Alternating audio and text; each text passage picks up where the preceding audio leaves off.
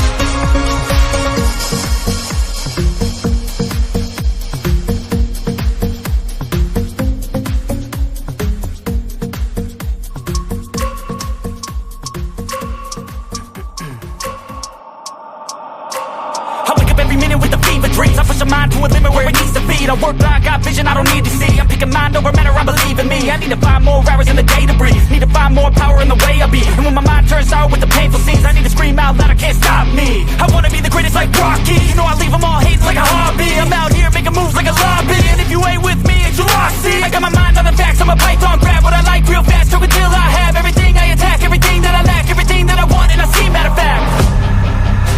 Cause I'm my own worst enemy. Only if I let it be. I can control anything if I can just think carefully. I control my destiny.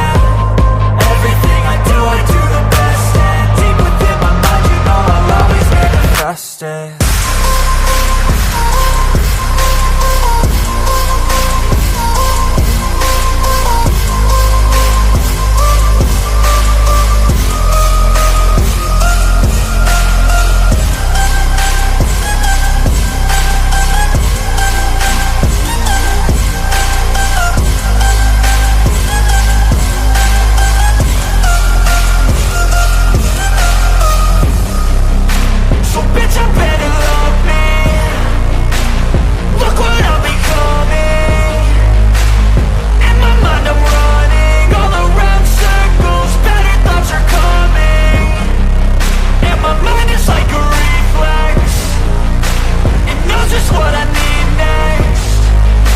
If I could just believe, then I know I can turn all of my thoughts into a real threat. Cause I'm my own worst enemy, only if I let it be. I can control anything if I can just think carefully. I control my destiny. Deep up in my mind I manifest it. Every morning I wake up obsessed, and everything I do the best. And deep within my mind, you know I'll always manifest it.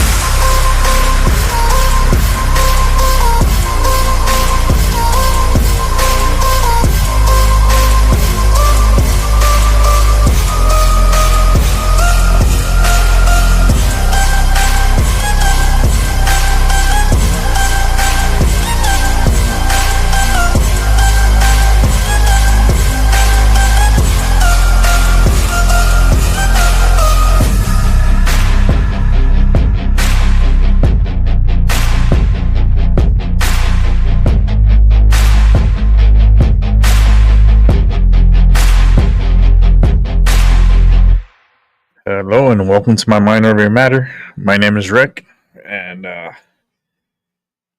welcome to Sunday. Sunday, fun day, Sunday, end of the week for some. I know some people are taking Monday off to have an extended, beautiful weekend. Some parts were beautiful, some parts were devastating. Those Texas floods, I hate when I'm right. I hate when I see things, and I see things and I just project and I just tell you what I see and what I feel.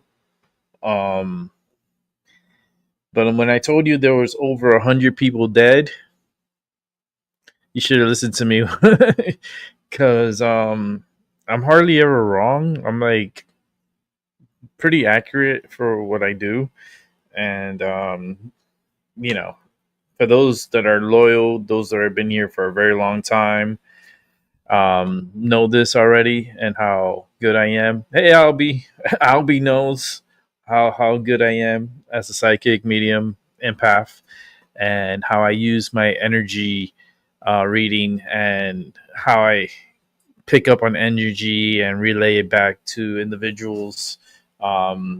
Sometimes I feed off the news, and I feed off the energy from the news, and then I start getting visions, and start manipulating, and then letting you know what my mind is processing. And that's why the name of the show, My Mind Over Your Matter. I was right about a lot of things. Very few times I was wrong. Very few times. The Elon situation, I was totally right about Elon. I never trusted him. I don't trust him. I still don't trust him to this day. As you can see, he has turned his back on Trump in a horrible way, to the point that he came up with his own party now, and he's calling it the what is he calling it? He's calling it the New America Political Party. I think it's going to backfire him big time. I don't think it's going to work. Elon he's a very unique individual. If you knew Elon, like, I don't know the dude. I don't care for the dude. I mean, he has a lot of success. He has been the poster child for the space agency, and not only that, but he's been paraded as like the world's smartest and richest man, which I truly this is what I say. Money don't buy you smarts. Okay, it only can take you so far without support from others. And yes, Elon has had a lot of great support that helped him get to the place where he's at today. But now he's trying to go against the grain and tries to manipulate our system. And I knew Elon was a user. I knew. Listen, if you've been here for the amount of time that I've been on here, because I've been on here You know, Elon, to me, and what I feel and what I know about that dude, he's kind of like a leech. You know, he reminds me of a leech that he sticks on you and doesn't get off and sucks your blood, and then when he's done, that he'll move on to the next victim. That's pretty much what Elon is. He's a leech, and we're gonna take a look real quick at a news feed. Um, Give me one sec to set it up. Because this is live, baby, Sunday live. I wasn't gonna do a show today, but it's like, nah, let me get on here and at least speak for a little bit, because why not, right? My throat's been acting up a little bit, so I am pausing and so forth. It's because of my throat. But just give me a sec while I get this all set up here behind the scenes on my mind over your matter. It's hectic, always is hectic here, but let's get it set up here and let's watch this real quick. On the heels of President Trump signing his massive domestic policy bill into law, his former close ally, Elon Musk, announcing the formation of a new political party. Musk, the world's richest person, taking to his social media site X to say, "We live in a one-party system, not a democracy. Today, the America Party is formed to give you back your freedom." Musk, who is President Trump's top campaign donor, has been feuding with the president over the so-called One Big Beautiful Bill, which the nonpartisan Congressional Budget Office says will add more than $3 trillion to the national debt over the next 10 years. Musk has referred to the legislation as a debt slavery bill and had been teasing a new political party for days. It's unclear if Musk has officially filed paperwork for the new party. The Tesla CEO did not respond to questions from NBC News seeking clarity about yesterday's announcement. The stock market's at an all-time high. For his part, President Trump has been celebrating the bill. The legislation extends the tax cuts from his first term, reduces taxes on tips and overtime pay, and provides funds for his immigration priorities. It also makes some of the biggest cuts in history to social safety net programs like Medicaid and food assistance. In Missouri, Kimberly Gallagher is worried about how the bill's new work requirements could affect her and her son's access to Medicaid. Her They son won't be Daniel has a affected. rare That's the genetic problem. disorder and People think that autism, and Oh she my is his God. primary caregiver. Medicaid They're not is going to be in every affected by facet of this. our life. For It's not those, just medical, let me it's pause this real quick, financial, because this is it's just going to get on my nerves. It's not going to affect those that are already on Medicaid. It's not going to affect those that are already getting the benefits from Medicaid. The ones, like, if you're disabled and you're going through like the crazy times and it's all documented and you're constantly seeing the doctor like I am, yes, it goes for me too. But like these individuals that are worried for no reason because they thinking, oh, their Medicaid's gonna get cut and they're gonna suffer. No, this goes for individuals that have like 5-10 kids, and they don't work and don't do nothing, and all they want to do is collect Social Security and Medicaid and food stamps, and don't want to do anything but collect while they having all these kids. No, that's gonna cut. Like, you're not gonna be able to leech off the system anymore. You're gonna have to get your ass to work, and your kids are gonna have to go to school and get to day school, daycare and so forth. You know what I mean? But yeah, the kids will get their Medicaid and all that stuff will be fine with the kids, but for the adults, they're gonna have to work for it. They're gonna have to put into the system.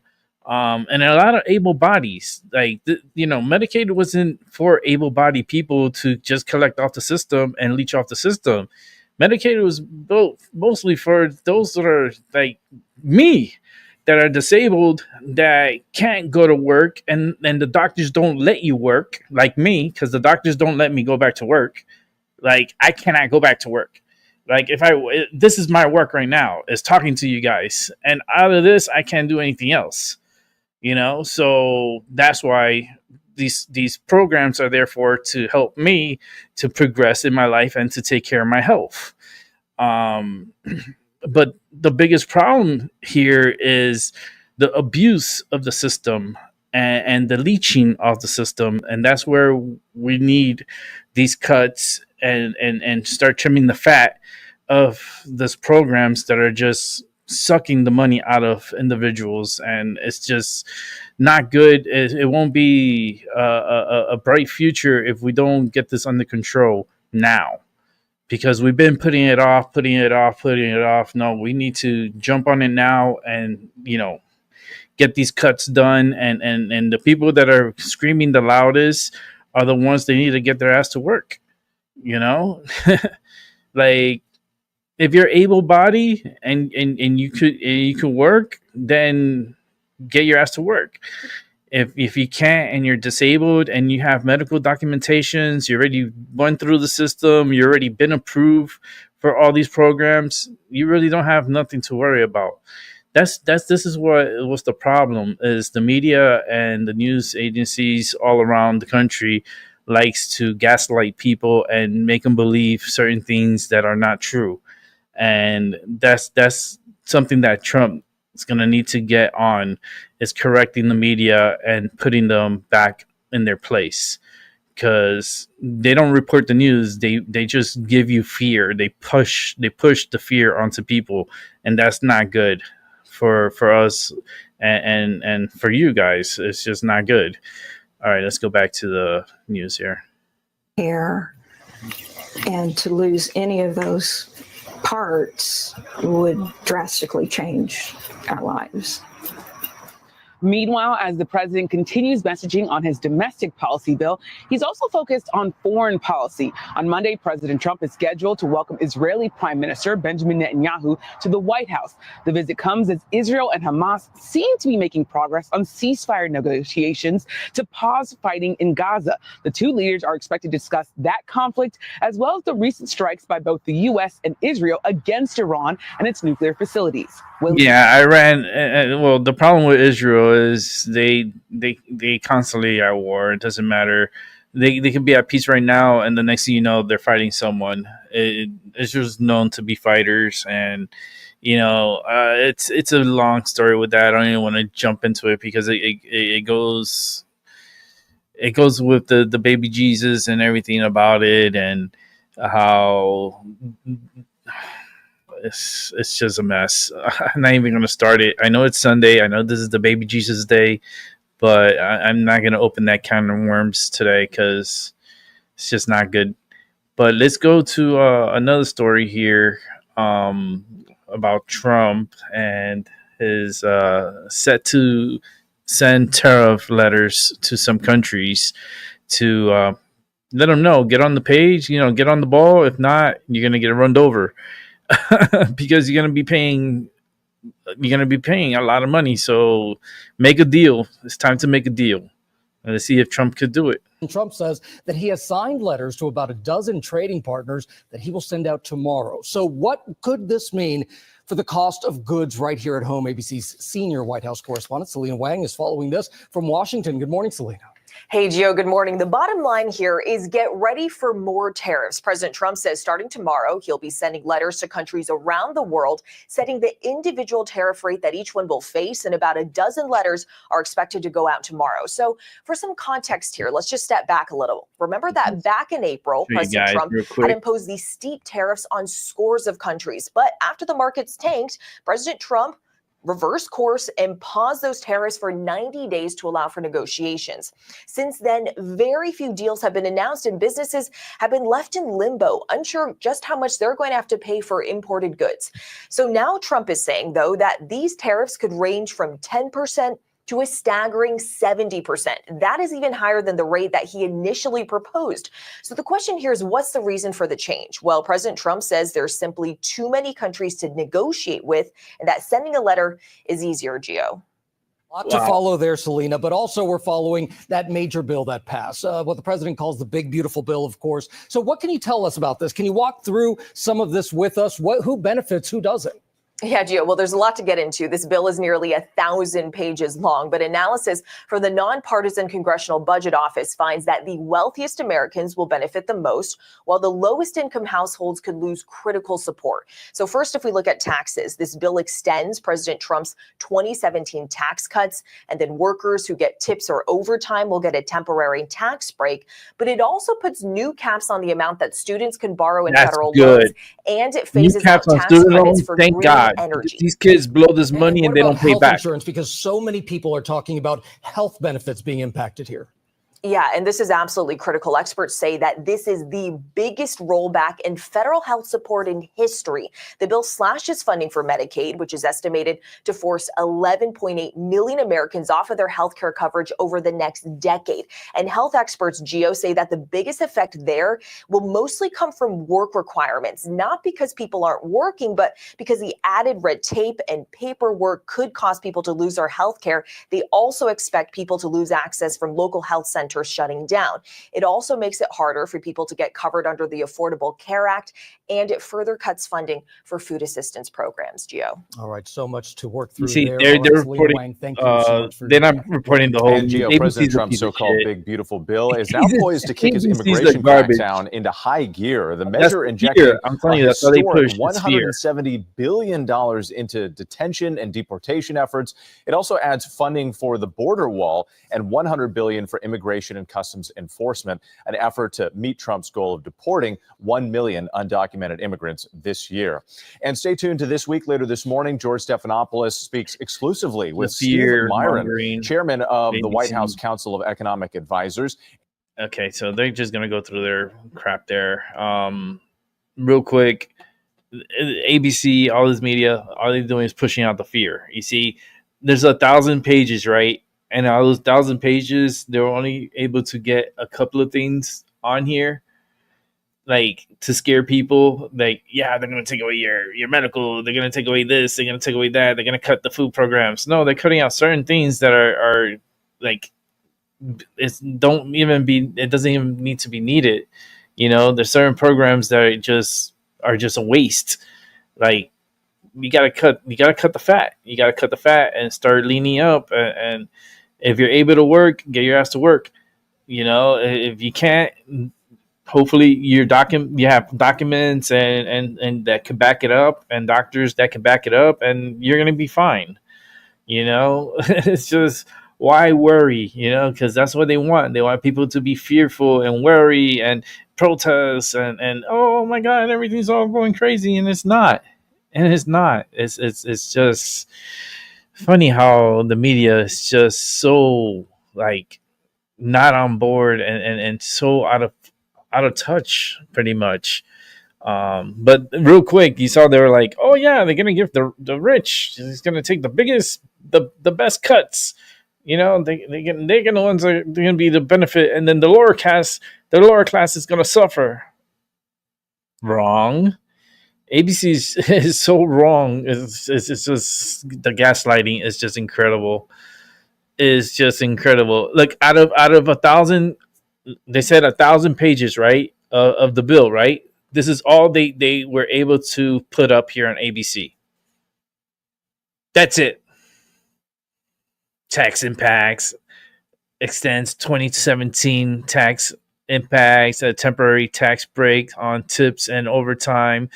It's funny how they put temporary tax breaks. And the word they put temporary, that's crazy. New caps on student federal loans, which has been needed. That has been needed for the longest period of time. Because these kids, right, they borrow all this money, right? They borrow. And yeah, because they're students, right? So it gives them the green light to just get all these federal funds. And then guess what? They don't pay it back. And then guess who gets screwed? The taxpayers. Because we're going to end up having to pay for this brat taking all this money out, and there's no cap on it. So yes, thank goodness there's going to put a cap on that. And these students are gonna have to get their ass to work and pay for the school and pay back their tuitions, you know. And we're gonna phase out the green the green energy tax credits. That's the EV credits that Elon was very pissed off about, and now he wants to form his own party and control the narratives, because this is the problem with Elon, right? Elon loves power. He's a power hungry guy. He loves attention. He loves power. And if he doesn't have both, he cries and bitches and moans and complains. And you just saw what he did with Trump. Look what he wrote on X and was crying about it.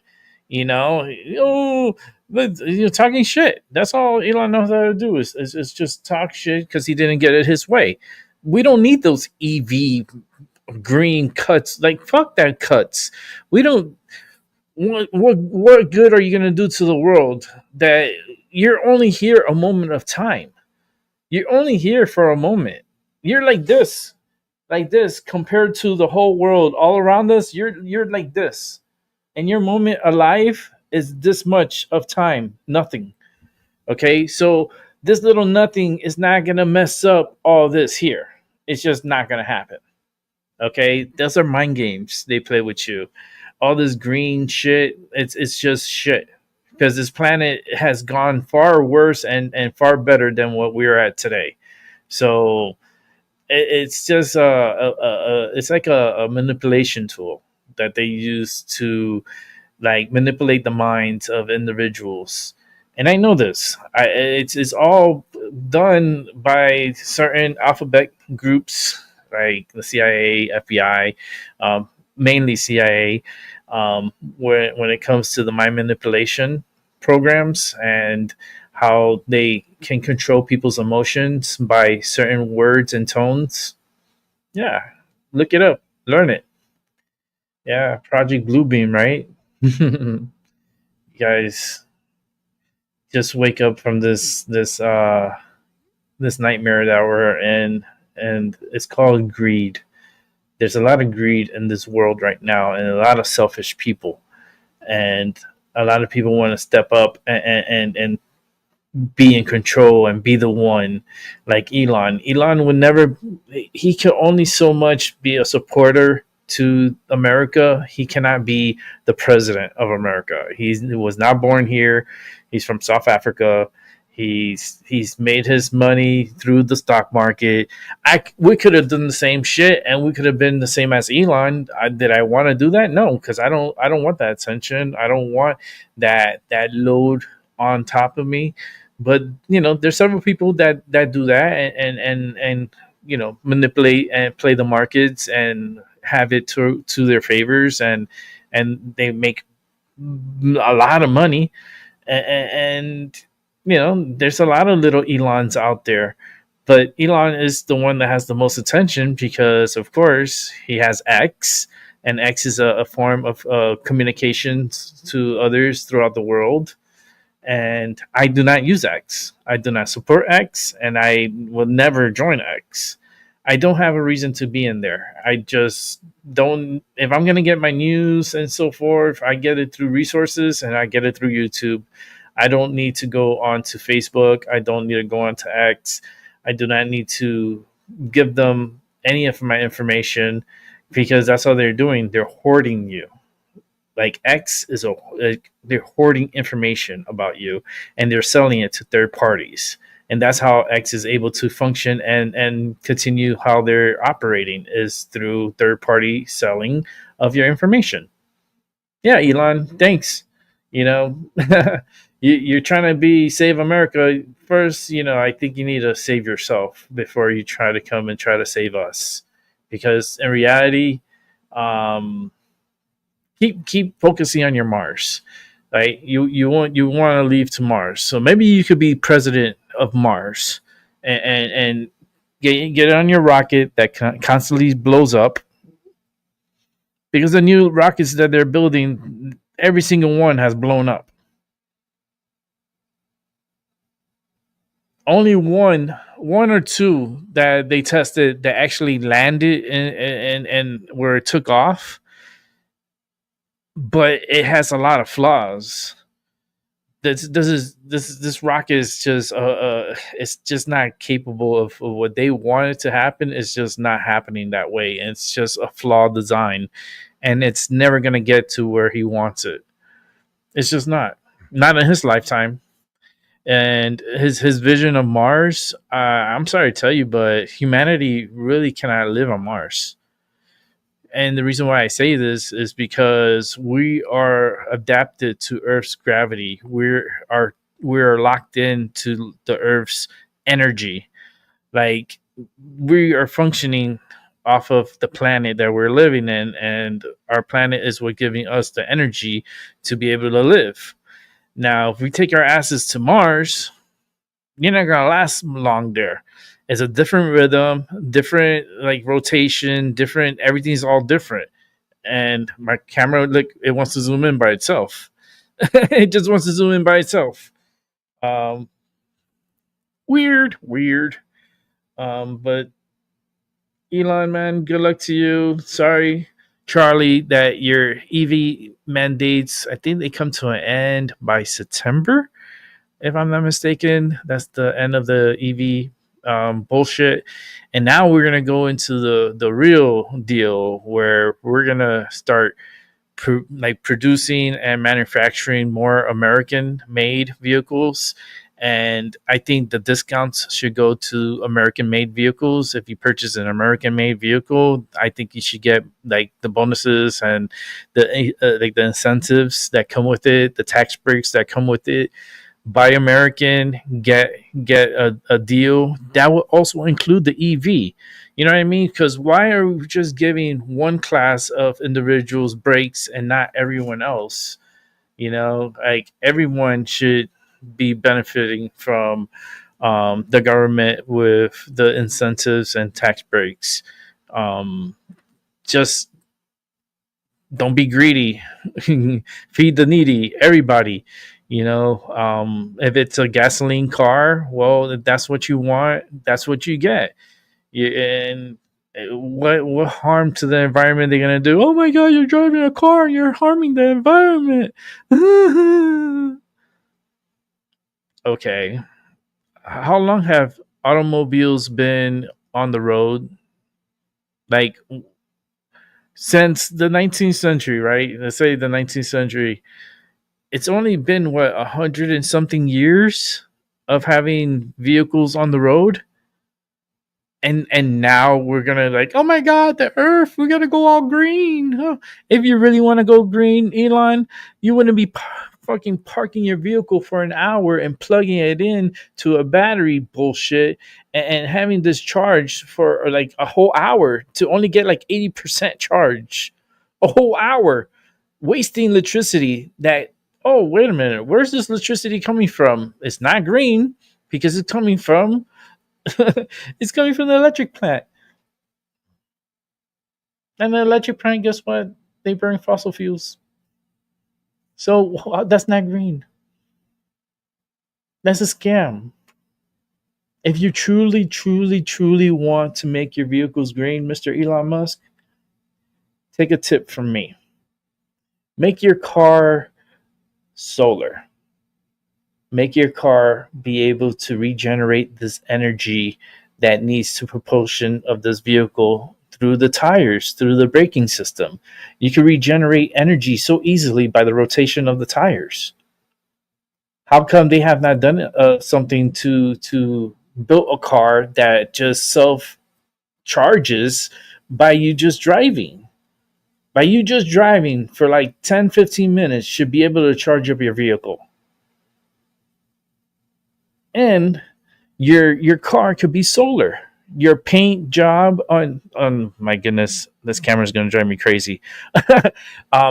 Just paint like a special paint with a special like solar capability to suck the energy from the sun to charge the batteries. It's very capable on vehicles. And also just work with the tires and the braking system, because the brakes, when you hit the brakes, that should be able to generate enough electricity to help charge your battery. I'm not a rocket scientist. I'm not a scientist. I'm not an engineer. But fuck, if I'm thinking about this, there's a possibility that it can happen. But why why they don't want to cut the umbilical cord. That's the question we should really be asking. Why they don't want to cut the umbilical cord. I tell you, it's a problem that's going to be with us for way beyond Trump time. I just have a feeling that it's sad, but I have a feeling that Trump is not going to make it through his 4 years. And if he gets to be reelected, that would be crazy. But for some reason, I don't know. I feel like he's going to get sick. He's going to get sick, and then he's it'll be a really sad thing to witness. Our president gets sick and then end up dying, and the whole world at mourning, the whole world crying for this individual. I wonder who was the last person that this happened to, that the whole world stopped and was in awe and in shock. I mean, it'll be more powerful than the Queen Elizabeth passing, more important than the Pope dying. That's wild. And that possibility is there, because there's a lot of negative energy, a lot of negative individuals that are trying to harm and do harm, and they're going to find a way to harm no matter what. We have a lot of people, like over 20 million illegals here in the United States. Over 20 million. I always say, because people don't think like that. They don't think, but I say the example. I always say, listen, imagine if you had $20 million in your pocket, in your account. Let's say you had $20 million in your account. How would you feel? You'll be happy as fuck. You'd be like, man, I could have me like steak dinners and caviar every night. I could have lobster every night. Like you feel untouchable, right? Now turn that feeling around, and now you got 20 million illegal mouths, because that's what they are. They're mouths coming in here and eating up everything like a locust. An invasion, that they're eating up our resources. Nobody thinks about all the resources, the food, because remember, that's 21 million people plus, because I think there's a lot more people in here illegal. We got to feed those people. They got to drink the water that we're supposed to be drinking. They are taking up everything, and if these people weren't here, things would be cheaper. Rent would be cheaper. Fuel will be cheaper. Your groceries will definitely be cheaper. That's the problem, and Trump knows it. He knows the problem is the immigration that we have in this country. Like the illegals that came in. We're not talking about people that are already established here. We're not talking about people that have green cards. People that already went through the system and they're here. They paid their dues and they became good citizens, and they're hardworking citizens here of the United States. We're not talking about you. We're talking about Pepe y Juanito that jumped over the border and came across illegally and ran in and got smuggled and taken to New York and to Chicago and to California and to all parts of Colorado. So, this is what's the problem. And this is what Trump is trying to, eradicate and fix. You have to invest into these programs that they're doing, like Alligator Alcatraz and other places that they're going to be developing to process these individuals and to get them all out. It's going to take a lot of money. That's what Elon doesn't understand. The money that 3.7 added to the deficit, well, that's an investment that we need to put out to get these people out of this country. What you think, you're going to get them out for free? You think everything that's going on, you don't think people that are working there, they're not going to get paid to do what they're doing? Like, someone has to pay them. And that's a large operation. So it takes a lot of money. It takes money. That's why ICE is getting all the funding now, and they're becoming a really strong entity. And I wish I would have been healthy and good like how I was in my younger days, because I would have worked for ICE. I would have been an ICE agent. Hell yeah, I totally would have been with them, and I would have gotten the job easily. Easily. Yeah, and I would have been out there arresting immigrants, illegal immigrants, and deporting them.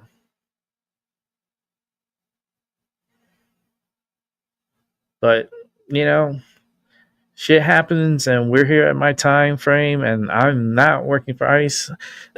There's no way I'm gonna work for them unless they need a psychic. If they need a psychic, then shit, I'll work for any of those agencies. Um, just take care of me and take care of my cats. That's all I ask. But other than that, I mean, we're in a, like, it feels like a tug of war, right, in your head, and it feels like you're being pulled left and right, because that's what it is. It's a mind manipulation. The left wants you to think, oh my God, the world is coming to an end. Scream, everybody, all at once.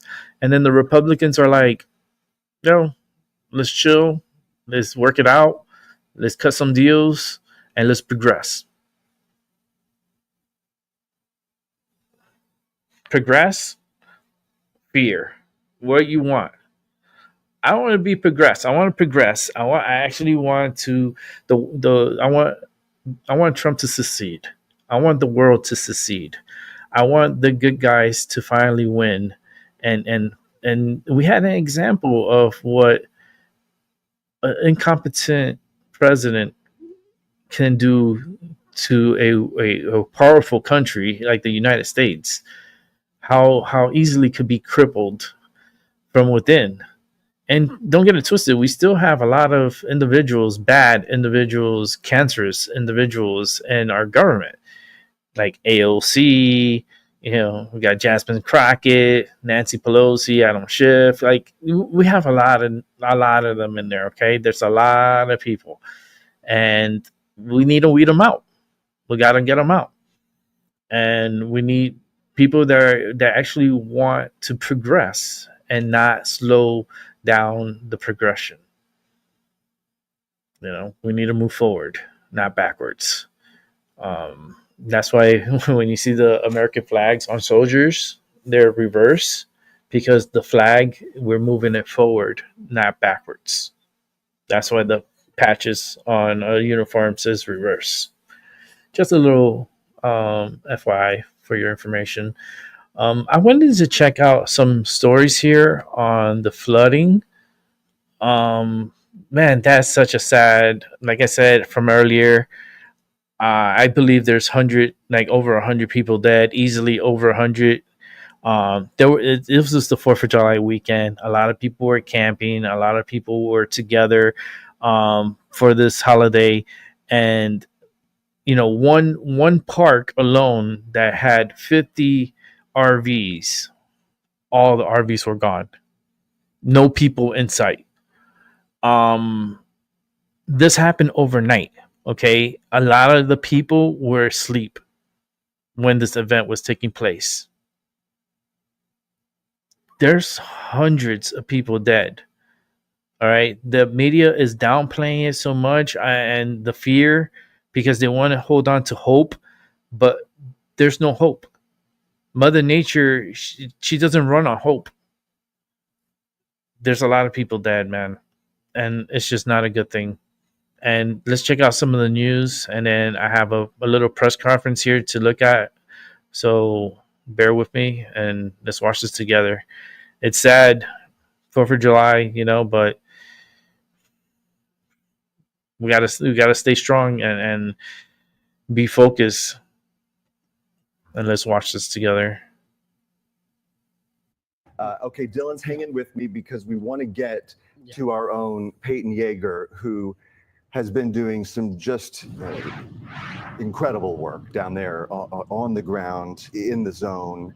And Peyton, I understand you are actually in Camp Mystic. Hi, Casey. Hi, Dylan. We are at Camp Mystic, and I know the city manager just mentioned they are going to do everything they can to find these girls. At the last update, 11 missing campers and 1 counselor here from Camp Mystic. We are just along the shoreline of the Guadalupe River. Behind me, it is all hands on deck, cleaning, finding information here at Camp Mystic. I'm going to move out of the way because we do have the side of this building here on the Camp Mystic grounds was completely washed away. Wow. And you can see those troopers in front. Also, if you see people in ponchos, it is raining off and on here in Hunt, Texas today. So making those search and recovery efforts harder. So we do have that building. I mean, it's right up against the river. So you're just imagining in the middle of the night, like Dylan mentioned, that water rushing down this river. But we do have some girls that I'm going to talk about in a few minutes who are from North Texas. Their families are here in Kirk County, and they are getting that devastating news that those little girls' bodies were found. And there's also families here who have not received any information. Again, 11 missing girls from Camp Mystic, 150 plus and 1 counselor. rescued All of in those the first are 36 unaccounted hours for. of this Again, event. it's all hands on deck. It's devastating to wild. see. We have people here, employees. So many We have people first dead. responders here at Camp Mystic, pulling. There were trunks. I'm a girl. We went to camp. We decorated trunks. We were so crazy. excited. So we were. They were pulling trunks that were close to the river. Wow. And then we also have people who are taking stuff out of what looks like cabins, their buildings. So we've seen them pulling out mattresses, anything to identify these little girls. So what we know, what I've been covering and talking with these North Texas families as my photographer, pans around and on social media, if you know Lila Bonner and Eloise Peck, they are best friends. They're from Dallas. They came to Camp Mystic together. They did not survive the floodwaters. They were going into the 3rd grade, attending Bradfield Elementary and Highland Park ISD. Wow. I know Highland Park ISD and University Park up there in Dallas. They are deeply hurting tonight. Also, I want to mention 9-year-old Janie Hunt of Dallas. She died. Her family confirmed to Fox 4 yesterday. And we know there are other North Texas families and so many families who are just waiting for answers. I'm going to have my photographer pan here to the left a little bit, if you can, just to show this way. I'm so sorry. Just to show the river that came through and just blew over these trees. And we've seen men who are searching along the shoreline. I do not know who they are. I do not know if they're first responders or associated with the camp, but there's this man in the light blue who has been going up and down the riverbank since we have arrived, just looking for anything. And I'll just add an anecdote. Yesterday, we were in Kerrville and then Ingram. So today we made the trip up to Hunt, where Camp Mystic is. And the damage up here is extensive. It's hard to get around. Look really at this. See where He's that trying to rushing water was maneuver himself raging around. downstream. And last update from Governor Littering. Abbott is, I'm being told that this man does have a badge. Okay, so we've been told that there are first responders that are going up and down this river, just trying to search for any information. But like Governor Abbott said earlier last night, and first responders earlier today, this is a challenging recovery effort. Look at him. It's an incredible amount of debris. There's trees that are blown down. We saw furniture and cars wrapped. He's having in a the hard trees. time just maneuvering. Boulders. My photographer and I took a little bit of a trek for us to get up here. I do see that man has a badge. People could be buried. Yeah, we're out underneath this here stuff. just trying to get any information. It is A lot of people are not going to be I can found. tell you here at Camp Mystic, but Casey, it's all hands on Yeah, deck. look at that. Yeah, Peyton, disappears you into talked about your space. trek, and I wonder how you guys got there, because we obviously initially Look, there's other people there. where that roads were washed out. They You see couldn't there's even another access person there? it, because of debris, which is why there had to be so many of those evacuated 11 by girls air, and one by those counselor helicopter from Camp baskets. Mystic still missing. What was it like? Goodness. How difficult was it for y'all to get through? I can definitely see how yesterday and Friday helicopters were absolutely needed to get these girls and these people to safety. Today, the water has receded, and as that water has receded, we can get across the bridge, but you can see just how high up the debris was on these trees. You have tires that are in the tops of the trees. So you can see why they were not able to get to these girls and get to the people immediately, and they had to bring in those choppers. But today it has receded, but at the same time, it's also dark and devastating to just see how high up the water was and how high up the debris is on the top of the trees that now everyone's searching. Yeah, mattress in the tree. Devastating, just maybe an understatement. I see it. As you do look live at that mattress, just eerily hanging from a tree branch. And, obviously spent a lot of time at my Someone could have been sleeping on that and got taken away through the years at Fox News. And one thing that always this is kind of haunted me was going into neighborhoods after those flash flood. A lot of people are buried and seeing the line on the exterior of the home where the water had been.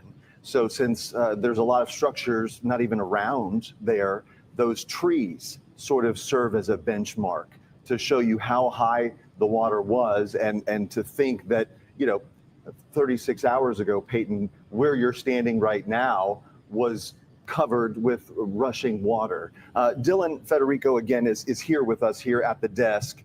I'm just narrating this for you again, folks watching us on Fox Digital and our streaming platforms. This is a different format, okay? This is not a traditional polished newscast where everything is quick, sharp. This is live. This is happening as we are on the air. We are watching this with you, the viewer. So I'm pointing things out that we don't normally point out on a newscast. But Peyton, obviously, and her photographer, John Gannan, are in the middle of hell on earth right now. So they don't have the best signals, and they don't have images in return, as we call it, and things like that. So that's why I'm describing everything to you, Peyton. Dylan is here, and Dylan had some questions for you as well, if you don't mind. Yeah, I have a little bit of a layered question.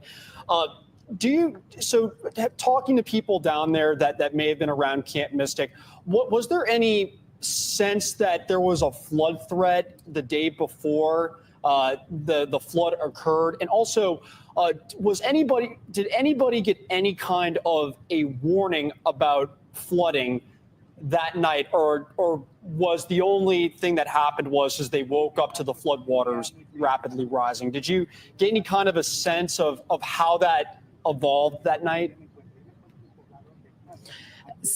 I cannot speak for the Camp Mystic girls and the counselors, but speaking to people around the area, we've driven through neighborhoods that are completely wiped. I mean, it is the bottom of the house and it's completely gone. Wow. From what I've heard is there was the alarm on your phone, a ping on your phone that came around 2 a.m.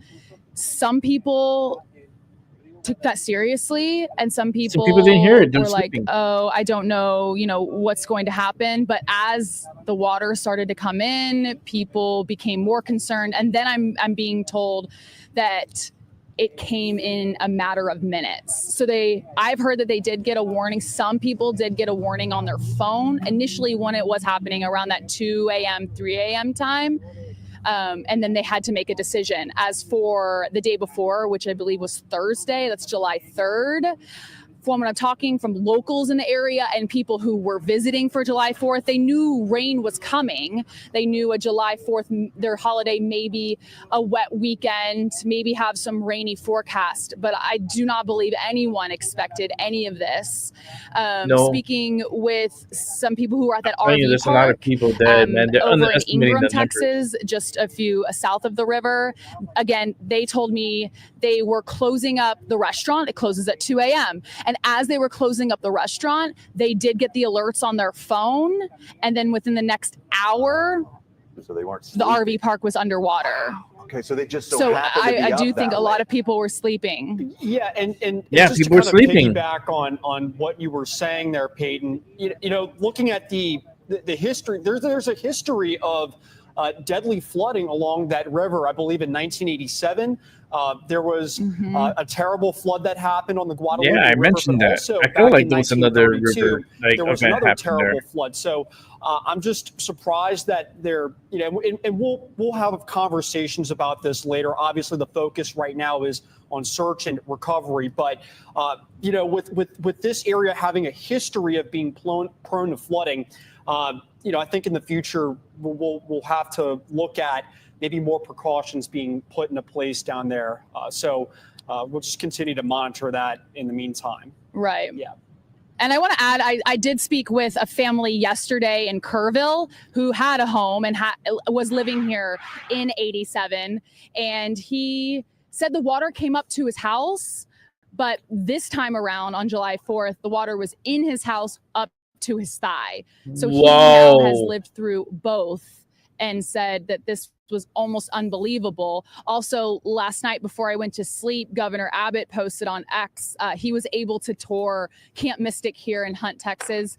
And he was told that the water on some of the cabins was above some of the cabins. The water was above some of the cabins. So you can just imagine how quickly water rose here at Camp Mystic. Yeah, and also, and just to kind of add on to that, Peyton, we're gonna see a video after this.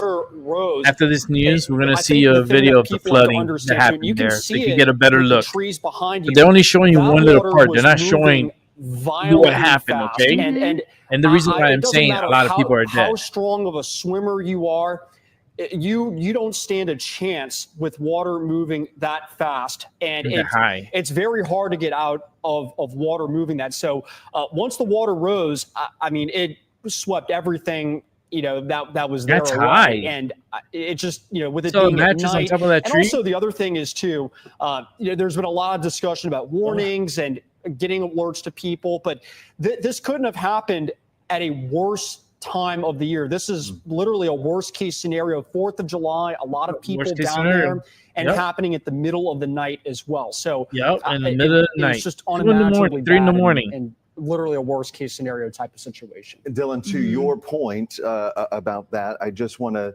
point out that when we talk about the middle of the night and very little warning, how terrifying that must have been for those little kids. Peyton, on your background there, could you have John show us or go back into the debris, the blankets and things that looked to be hanging out of the window of that cabin on the campgrounds there? Because we've heard of the windows. Yeah, we've heard some reports that some of these cabins may have been swept away entirely, but then we've seen the pictures that have made the rounds on social media. There you go. If we could zoom into that. Boy, I mean, that also goes to show you, what was going on in the middle of the night. We've heard reports of camp counselors busting those windows because the cabins themselves started filling up so fast. The bark is stripped from the trees. That was eerie yesterday in your report where you were, from structures that were banging up against the trees. Peyton, how are you holding up down there, talking to everybody and seeing this up close? I mean, this is just about as hard as it gets. Yeah, and you see those photos from the cabins and of the girls, but seeing it in person is very emotional. Especially, I can't see that far. Is that a pillow that's in the window? It looks like a pillow bag? or a sleeping bag or something. Whatever it is, it is pink. Absolutely an eerie image. Yeah, it's glass. Yeah, and it's pink. It's broken through the glass. I mean, you see T-shirts in the trees. So, the girls have their T-shirts just laid out for the week, excited for the weekend, and now they're all in the trees. So that's just at the campsite, right? So let me go ahead and show you guys real quick of the devastation of what happened, because you're just seeing a little bit, right? You're just seeing a picture, a little picture of what happened, right? Like, because you don't think, right, that this water, the height of this water and what was downstream. Because remember, this is just one little area. This is a little piece in that river that devastated this campsite. But you gotta understand, they're not talking about the RV park that got swept away. There was more than 50 RVs at this RV park, and all of them were gone. They're not talking about that. They're not talking about the real numbers of what's happening here, because this is really big. It's really, really, really big. I'm telling you, there's hundreds and hundreds, probably hundreds of people like that got swept away by this water. You got to remember, these people were on vacation on 4th of July weekend. They were sleeping. They were setting up. They get there early. They remember there's people that are retired. There's people that are going to with their RVs and their vehicles and their tents, and they're camping out. They're camping out. Family, bunch of families getting together, cooking and eating and having camp movies outside, and I go camping myself. I go camping myself here in Connecticut. Oh, we have a lot of sites, good campsites here. That is beautiful. I've been to several of them here, of them here, and man, it's such a great time. I really like it so much, and the fact that these individuals were so excited for the 4th of July weekend to have a good time and to spend time together and with family, and they were asleep. They were asleep. And by the time they got the alert and so forth, it was too late. It was too late. And when I say a lot of souls, I feel the pain right here, back here, because I know, because I can hear their like, I hear that energy of them already passed. Like, it hurts my head, especially the back of my head, because if you could hear all the screaming, you would be so scared. Like how I'm hearing it in my head, it's very scary. So let me set this video up real quick, and we're gonna watch the craziness that took place. Let me see if I have something else here, because I want to grab a couple of videos so that way we can watch together. So give me 1 second. And let me get this videos opened up, because I want us to see like what really happened out there. It's not only about the campsite. They're focusing the energy at the campsite, because yes, there's 10 or 11 kids missing, and a counselor is missing, and I guess like the owner of the complex is missing too. There's like a lot of shit going on, but we're not getting like all of the story. We're not getting like to see what truly what happened and so forth. So I'm pulling up a couple of videos, okay, and we're gonna watch together what happened over there, right? Because we're all concerned. What in the is going on? You know, it's scary. You know, it is scary. So I feel for these people. I feel bad for them, and it's something that this happened before. You know, this is what I mentioned without even knowing that this happened before. I even said it out loud when I saw this happen. I was like, and I was taking in this energy. I was like, man, this happened before. I said it just like that, without even knowing that yes, this happened before, and back in 1987, it happened. You know, I was what, 7 years old at the time when it happened. I was a little jit. 7. What a number. That was when I started playing the Ouija board. As a little kid. My energy's been pure since I was little, man. Like, I was really gifted when I was little. Even the school had me as gifted. I had a weird upbringing. I want to take a video one day and just talk about everything that I went through. It'll be a good video. Maybe I'll record it and then post it instead of live, so that way I won't be distracted. But man, this is wild. Okay, so let's go ahead and almost done here. All right, let's go ahead and we're gonna watch that one. We're gonna watch this one too, and we're gonna watch this one now.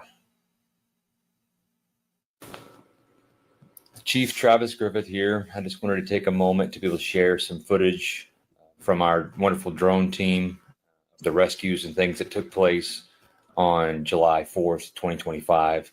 What you're watching right here is a vehicle rescue.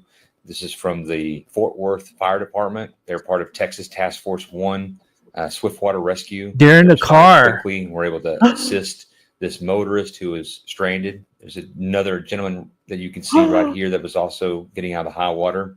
Look at the on top of the house. Officers that was able to make it to this location to work on trying to get this citizen out of the water. We have blurred the faces of people that have been involved in this, just because we want to make sure that we don't put out any information that we shouldn't be.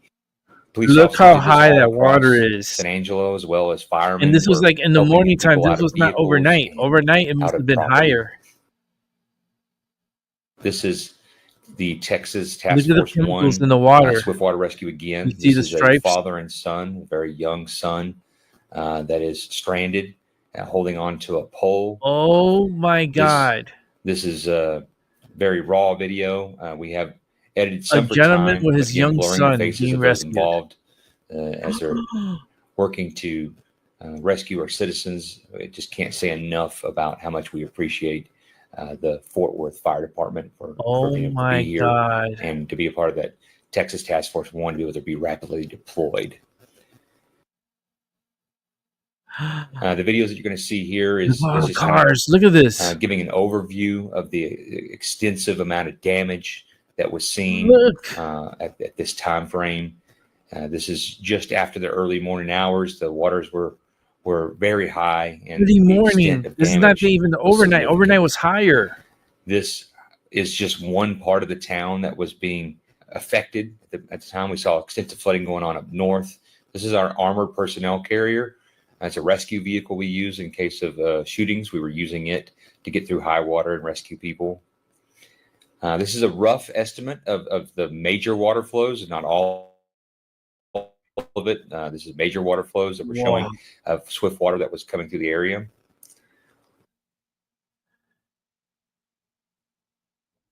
What you're viewing here, you see Houston Hart there in the upper left hand and Bell Street there in the center upper portion. And we will be speeding this feed up to be able to provide a little better idea of the damage in a more efficient manner. As you can see, this is Pulliam Street that we're starting to A lot cross of over. businesses, a and lot Bell of is up places to got the destroyed. mid-left portion. You see, For the many media don't people have show you seen that this. pictures of the house that was on Pulliam. This is Look kind at of the surveying houses. the Look at the totality. The houses. waters have come down a little bit at this point. We're just trying to get as much idea of where we could be missing my anything. God. And you see how Bell Street is completely submerged there. This whole region had people that were stuck in houses and cars, and we were working to make sure that we didn't miss any calls for help. As you can see, this is Prizer here. This was completely underwater, and for a very vast portion of that. As we continue south towards the Bell Street complex, I don't know. I feel you'll weird see about that the how storm. wide and Like how it happened. spread the It felt damage weird. is. So we're nearing the last of the populated area right here. We won't continue to show everything further to the south, but just to give you a reference.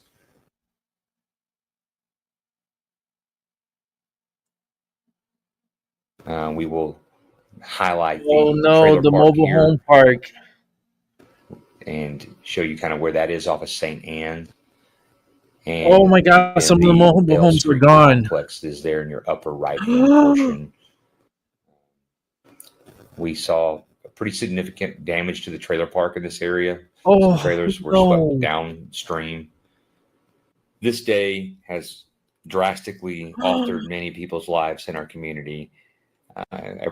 The first responders from the San Angelo Police Department and Fire Department, the Tom Green County Sheriff's Department, our local Texas Department of Public Safety, our troopers. I cannot say thank you enough to everyone that showed up this day. And this is Wow. nothing short of heroes showing up in the face of adversity and putting their life on the line to save others. We saw this from community members as well that showed up with their boats, with their large trucks and things to help get people out. This was San Angelo at its best. I can't tell you how much I appreciate this community and all the work of the first responders, especially to those that are in the parks and wildlife that showed up, the game wardens that showed up to help out, and our park police with the state. They were here with their drones. The footage that you watched today was put together and was recorded by the San Angelo Police Department's drone team. They just did an excellent job and worked over 20 hours, I believe, during that time frame. So thank you to everyone who has helped our community, and please be with the family of those that lost a loved one and those that have been injured physically, psychologically by this. And continued prayers for our community. I know that we will come out stronger together. Thank you all, and God bless. Wow. Wow, wow, wow, wow, wow, wow, wow. The whole time I was like this. I had my mouth covered. I'm like, shock and awe type of feeling because I know a lot of people died, like hundreds of people. It's just a lot of people. There's still a lot of people missing. They're still looking for like 41. That number keeps climbing, by the way. The deaths keep climbing and the missing number keeps climbing too. So it's not like it's evening out. Like, okay, we have a cap on of the missing. So like, no, the missing keeps climbing. So the more missing that's climbing, those are potential already gone. They're not here with us. Um, mm. It just hurts your heart, because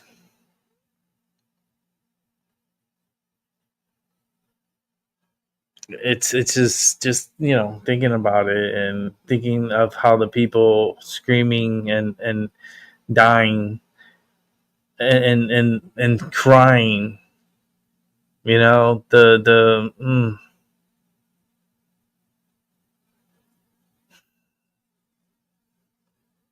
that's what I'm thinking right now. That's what I'm going through in my head right now. Is like,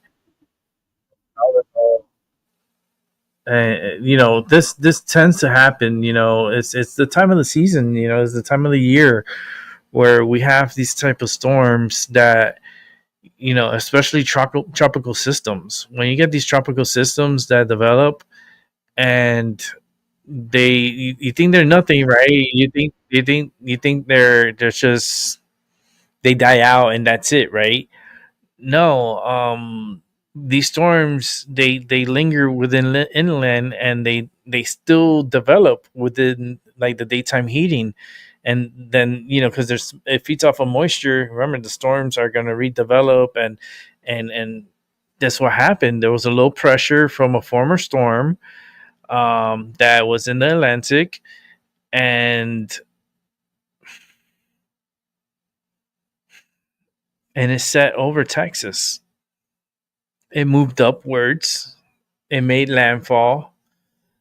It moved upwards, and then it stayed as low pressure over Texas, and the system during the daytime heating redeveloped itself and just started pouring rain over Texas. They're going to be an investigation for sure of like. Let me see if I can find that story of the mobile home park. I think this is it.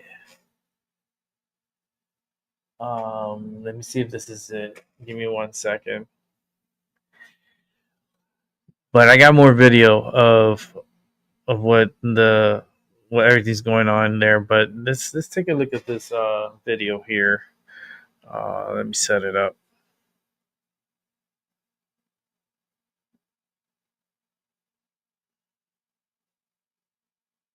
Let's head back out to Jordan Elder. She is out in Ingram. Is that right, Jordan? Tell us where you're at and what you're seeing. We're at the Blue Oak RV Park right now with the owner, Lorena Guillen. As the sun has come up, the devastation here has become so clear. Can you walk us through the night that the flood happened? When did you realize that it was going to be this devastating? Nobody could have predicted this much devastation. I started seeing the heavy rain around 1 o'clock. By 2:30, I checked the water levels. I went all the way to the edge of the river, and it was fine. It was perfectly fine. And called the sheriff's department. I asked them. They had no information, and I went to bed. And at 3:30, the lights of the rescue team awoke me. And my husband and I ran over here. And the bottom part of my RV, which is the second level, was completely all the way to the waist. I mean, people were trying to get out of their RVs in their underwear with no shoes, nothing besides their pets. And some of them lost their pets too. I talked about this But at that yesterday. point, the rescuers were trying to get a family of 5 that were stuck all the way where those trees are. Colton, can I have you show? They were on kind of an island over here. Is that kind of where the electric poles are now? Yes, and over there is still the bathrooms. The family of 5 was right there within 10 feet of the water, having a beautiful time the day before. I mean, it was just perfect weather, perfect everything for on the 3rd, and then it just turned. And so at 3:30, when we saw the rescue team trying to get them, they had 2 fast boats. They were the right team to get to them, and they couldn't. The waters were rising so much, it was insane. We had about another 20 minutes to get everybody out of here, and they barely were able to grab their belongings, jump into their cars in the upper level, and take off. But 20 minutes later, the water was up a good 40 feet in this area, and it was just, everything was gone. Every single RV and vehicle, it was gone. Got washed away. Do you have an estimate of how many RVs were in this area? Yes, I had 28 up here, and I had 5 on the island, and everything is lost. Everything's gone.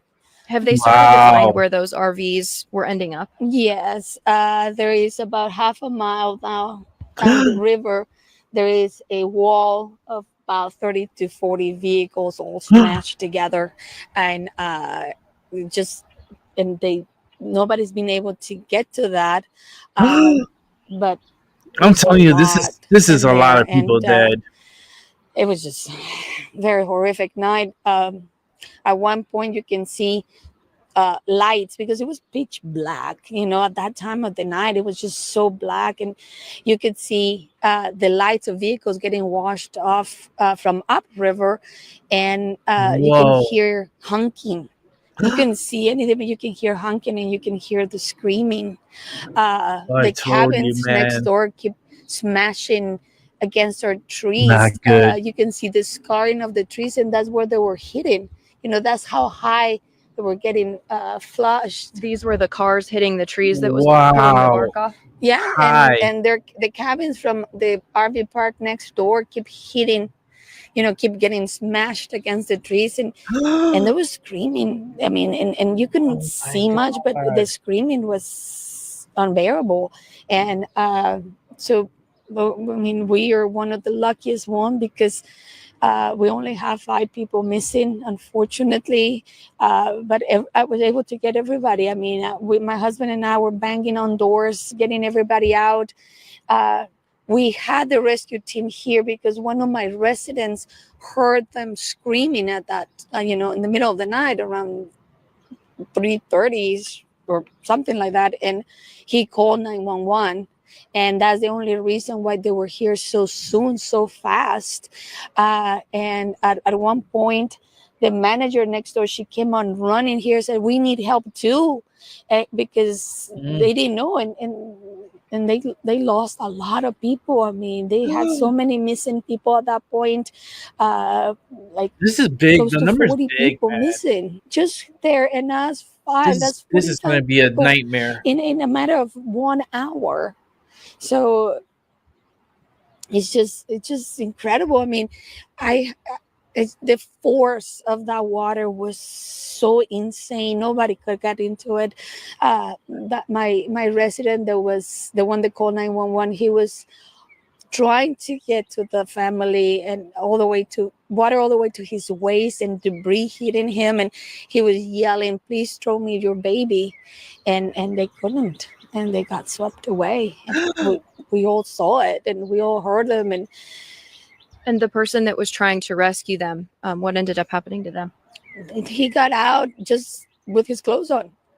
He lost his pets as well, and he had just moved in to enjoy the beautiful summer that we were having. The temperature was right. I mean, you have to understand, Kerrville it's an amazing community, small town, but on 4th of July, we go all out. And we hadn't been able to because of the drought, so everybody was mindful of the fireworks and things like that. But this 4th of July, it was the perfect weather. I mean, my God, the sign got it too. was going to be in the 80s, 90s, and it had been raining, so everything was kind of wet already. So it was perfect. Oh no, we could go man! There's a crazy lot with of people fireworks. So dead. everybody was so happy, Oh and everybody man, was water kills, man. we're Look gonna at have that. the best 4th of July ever. Every restaurant had bands playing. Everybody. Oh my God! Look at this car. And we were all full. I mean, there were tents camping along the river all the way to New Braunfels. And what happened to them? I mean, there is no way to account for those people. I mean, I just don't know what's going to happen now. I mean, I don't know how, we're going to get past all this. And when everybody asks me, what are you feeling? I'm like, I just want to know what now. Like, I have bills to pay today, not in 3 months. I have a restaurant with employees that they need to work to make a living. Oh my God. You think, 2-3 days off. A lot of my is a employees disaster. live day by day, and so do I. A real natural disaster. My husband and I bought this property 4 years ago as our retirement plan, as our little piece of paradise, and that's what it was. Has anyone from the city, the county, the state, have they come to visit you? No, not at all. Not one single one. Not yet. That's why, I'm talking to you They're guys focusing to on bring search and awareness rescue. of the They're not worried area. about your home right We now. need so much help. I mean, I'm just don't understand why we have so many military bases in Texas with people there right now. Why couldn't they be here now? Yeah, I they mean, can San activate Antonio the alone is just military. an hour away. We have Lackland, we have Fort Sam Houston, Del Rio has a military base, El Paso.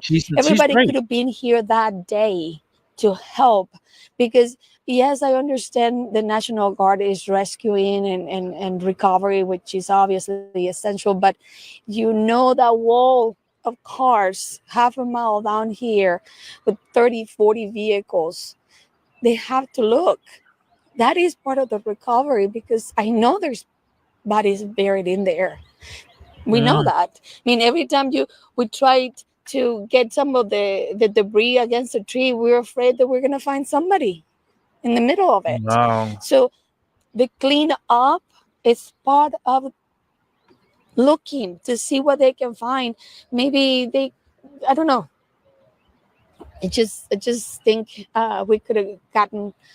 we should have gotten help a lot more, because all the cleanup that has happened here, and believe me, it's very clean up. They already dug up a car from my Yeah, parking they're gonna lot, have to activate it, and but that has to that go was through a process. completely The governor buried. needs to request for that. It was done by volunteers. I had probably about 60 or 80 people in here volunteering, helping, and that's how we were able to clean this much up and be able to drive over. But that's it. I mean, we need the military. We need our military here to help us with this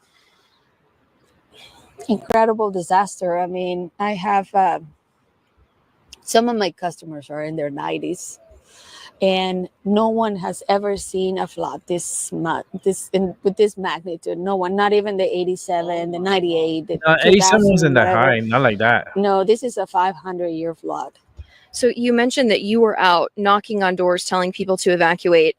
We were hearing that morning that down in Comfort, there were flood sirens and alarms sounding to alert people. Is there anything like that in this area? No, there is nothing here like that, because I don't know how long.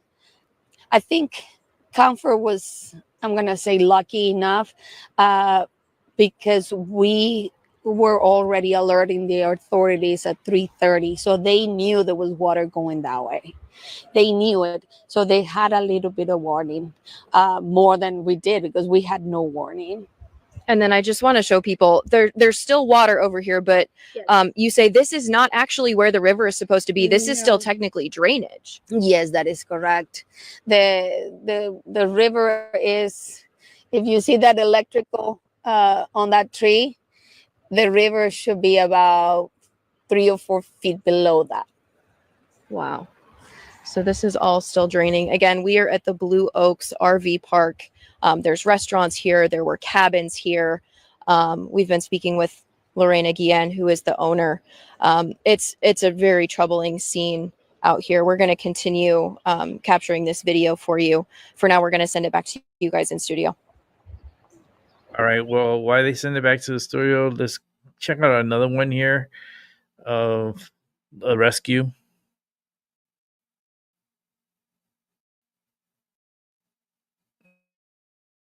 This is footage from a rescue mission. They're rescuing someone from a RV, it looks, or a mobile home. That's an RV. That's one of those expensive RVs, the ones that you could pop them open, like the sides, to make them big, to expand them. They're rescuing a lot of people. They already rescued over 850 individuals. So I understand she's requesting for the military and so forth, but you gotta understand the National Guard. They're already activated. They're having like military operations right now, which is a search and rescue. They're not there to to take care of your house or look after your house. They're there. They have to go looking for people. And yeah, her area, like, vehicles were swept down the river. Like, she knows these people, so they were in the water, they were honking their horns. The one gentleman she was talking about that was, got swept down the river, like, he's dead. He's not alive. Like, this is look, there's so many people that are stuck, like, on the roofs of all these RVs. Like, these RVs are probably destroyed. Man, this is such a this is devastation. Is that fire? Yeah, that is fire.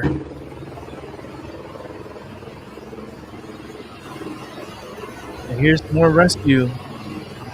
The helicopter. they're just tying them up and then dragging them and dropping them off in dry land.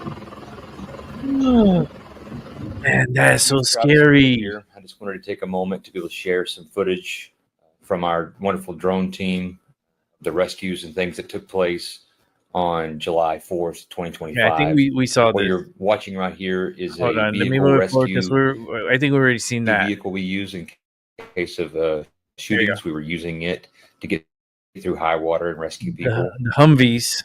This is a rough estimate of the major water flows, not all of it. This is major water flows that we're showing. So basically, because we already saw this setup already from a previous video. So this is the town, right? And this is the river right here. It's like a little thing that comes around and comes all the way down through here. This one comes through here. So rough estimate. This little the major flooding water event, flows, like not all big of it. flooding event, went right through the city here. It carved another path and came out through here and destroyed everything out here. Man, there's a lot of people. There's a lot of people dead. Let's check this one out here. There's a lot of people dead. And we're talking about hundreds. I'm not talking about, oh yeah, 70. Oh no, 80. Oh, we're missing 41. No, we're talking about there's hundreds and hundreds of people. This is the 4th of July weekend. These people were out there for the 4th of July. There's people that are there from out of state that came there to enjoy the 4th of July there. And they're gone. Look at all these cars. They're all destroyed. And that's a newer car.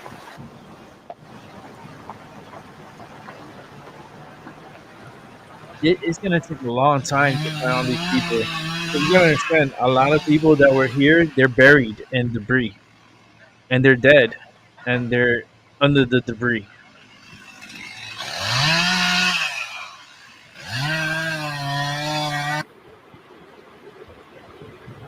You have to go in looking. Like, they're trying to look around to see if they find bodies. That's what they're looking for. Ugh.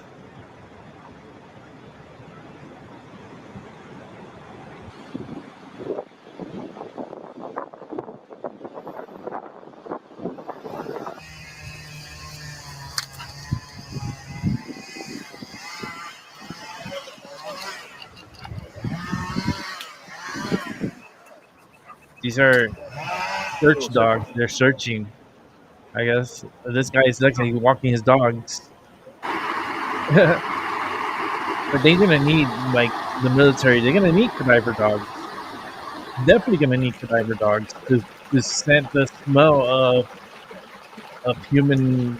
The smell of a carcass.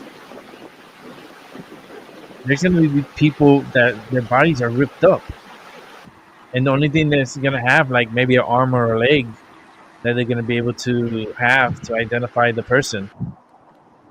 Like limbs. Because you got to remember, all this debris, you're in the water with all this debris. And this debris is like a washing machine on steroids.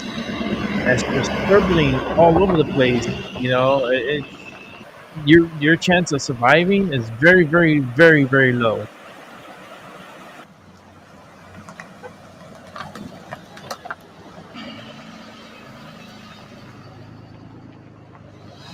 Kind of reminds me of what happened in the Carolinas with the Carolina flooding. It's just, it looks like it. It looks like the Carolina flooding and how it devastated. Like that's. I believe that's wild. That is so wild. There's more video. All the game wardens. This is Camp Mystic. Trying to find. This is Camp Mystic. Wow, even the road is torn up. Look at that. The road is gone. Wardens everywhere. Trying to find Peace Pray. No, they.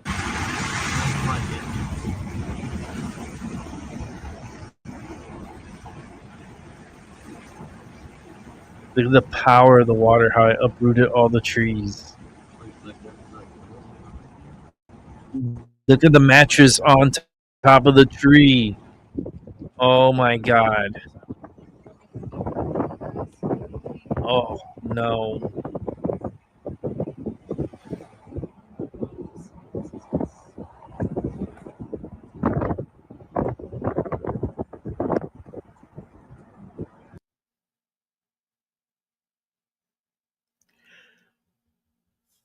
Bridge is closed, but they let the drone fly in.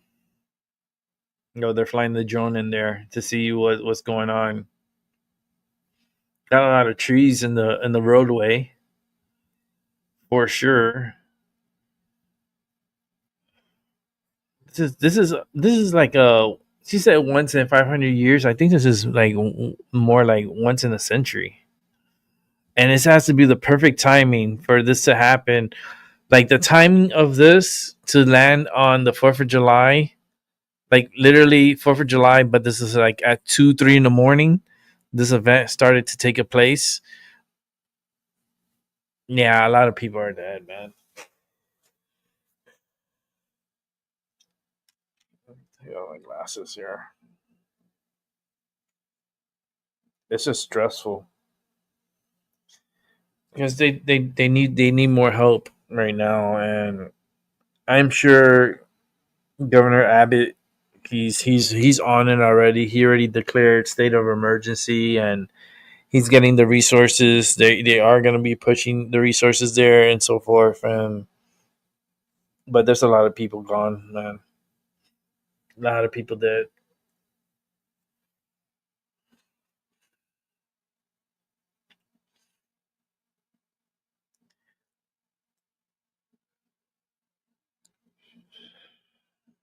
Water is an element you cannot underestimate, man.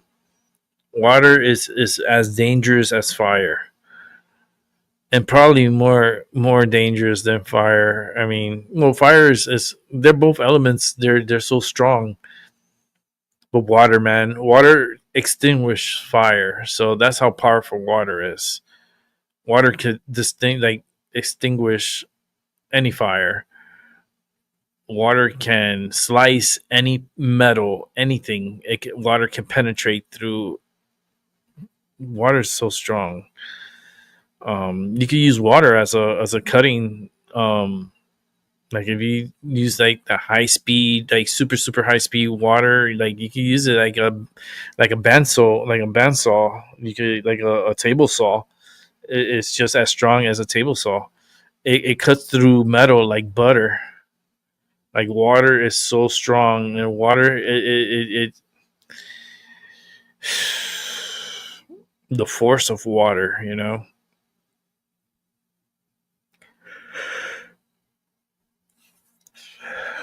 Many pets. You gotta understand, this water has a lot of death in it right now. A lot of bodies, a lot of animals, a lot of dogs, cats, maybe horses, maybe who knows, down the river. It's just, man, what a travesty, man, for Texas.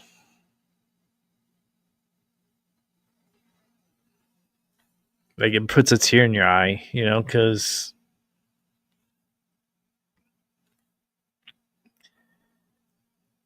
it could have been prevented if they had a earlier, like, if they had an early, like, a advisory, if they would have like alerted the people early of the potential, and pushed it onto the cell phones and televisions and whatever devices, like, to push it out to let the community know ahead of time. I mean, because they didn't get the alerts until like 2 in the morning, and it's already too late. The event was taking place, and a lot of people got swept like RVs. Oh my God! Imagine you're just in bed, you're sleeping, you're with your family, and you're sleeping, and you have to have the kids in their beds, and everybody's already tucked into bed and dreaming, and the next thing you know, the water is pushing the RV, and everything starts tumbling over, and everybody's screaming at the same time, and you got the rush of water, and it's ripping the whole RV apart, and everybody's in the water, and being battered, and you're not ready to take off and sleep. You know, take off and swim. I mean, from a sleep. Even if you're floating down this river, look at the bridge. You get caught up in the bridge. Look at this apartment. Look how high the water is. Like a lot of people drowned. A lot of people are dead. That number that they're giving you, that's nothing. Nothing. There's a lot of people that came out of state. They're all from all around the state that came to this area to celebrate the 4th of July and to camp out and to enjoy, the summer, enjoy the weekend, an extended weekend, mind it. Friday as the 4th of July, a lot of people weren't working on Friday, and Thursday, they probably took Thursday off to get the Thursday, Friday, and they probably took Monday off too to have a 5-day getaway. And a lot of people had plans to go camping and camp out, not only through the RVs, but camp like with tents. Imagine you're in your tent and you're sleeping, and the next thing you know, you're feeling water, and you have water seeping in, and then the next thing you know, a couple of minutes later, the water's to your waist, and then the next thing you know, the water is above your head. And then the next thing you know, you're trying to like swim out of the water, and you can't, and you're being dragged. Oh my god! Oh,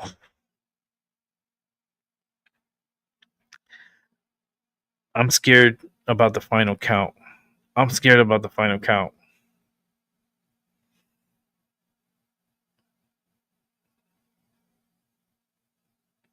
And then the first thing that comes to your mind, what do you think of? I think of HARP, right?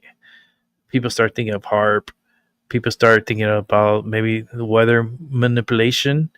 Maybe, maybe it was a weapon used to create this type of storm to develop over Texas. Possibly.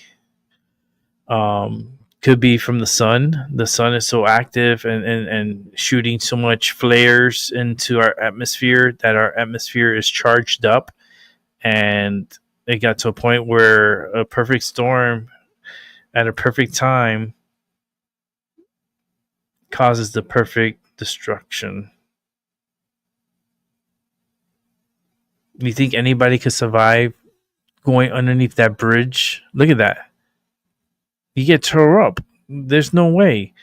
If you're floating on that water and you're trying to survive and you're coming upon this bridge, you're gonna have to go under the water, and the chances of you popping back up is very slim to none. Oh my god. Oh my god.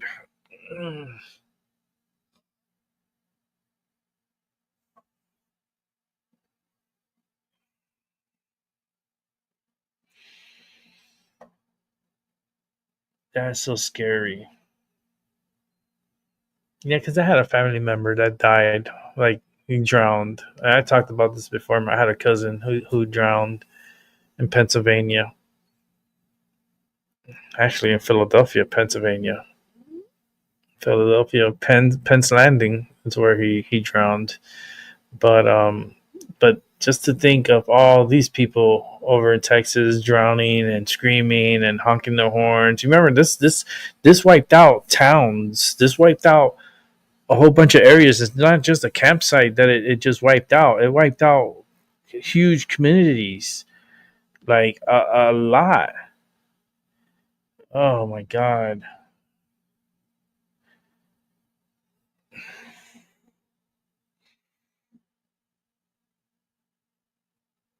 Just to think about it, because I'm just putting it in my head and I'm running through my head, and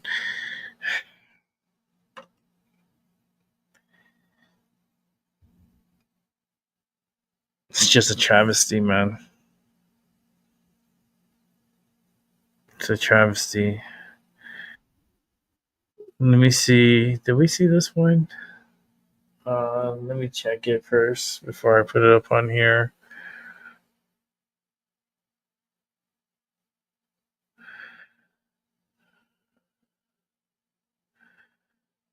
Okay. Let's check this story out. Let me just take a moment to set it up here.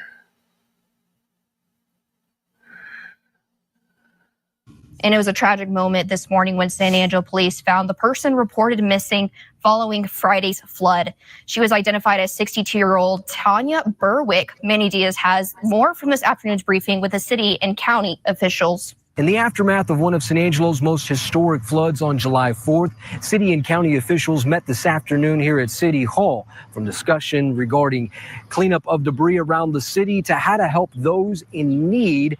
One of the key concerns was the missing person on Friday. The woman would later be identified as Tanya Berwick, 62 years old. Furthermore, San Angelo Chief of Police Travis Griffith gave details as to what happened on Friday morning while providing insight as to how one can remove themselves from a similar situation when involved in a flood. Every indication to it was that it was related to the flood in a low water area.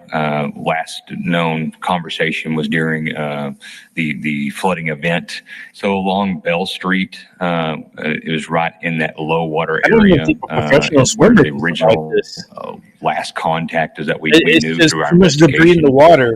You can then track from It pulls you the down. area of Coke and Lowry. You could be the best swimmer in the general world, vicinity of where the and you're not going to survive. But I can tell you at the peak of the flood, where the vehicle was located, would have been well over 12 feet. And that was substantially further away from where the vehicle had been traveling. The first step is think in advance, right? To think, hey, is this worth driving through? And we don't know. I kind of lean towards this being a wall of water, honestly, in this case, but we don't know. We don't know. Be prepared. Having a glass break device inside your vehicle. It can be on a keychain. It could be a actual hammer, break out the window to get out of the car. When you put that in your brain, hey, what am I going to do? I'm going to have this device to get out. I'm going to have this method, and I'm going to swim away from the current as fast as possible. That's imprinting on your brain what you would do in the case of emergency. Meanwhile, Berwick was described by a family friend as a bright light, a friend to everyone, and with a heart of gold. Reporting from City Hall in San Angelo, for Concho Valley Homepage, I'm Manny Diaz. Wow. It's just devastating, you know. I'm like lost for words. It's just because I'm just lost for words. So many people, you know, like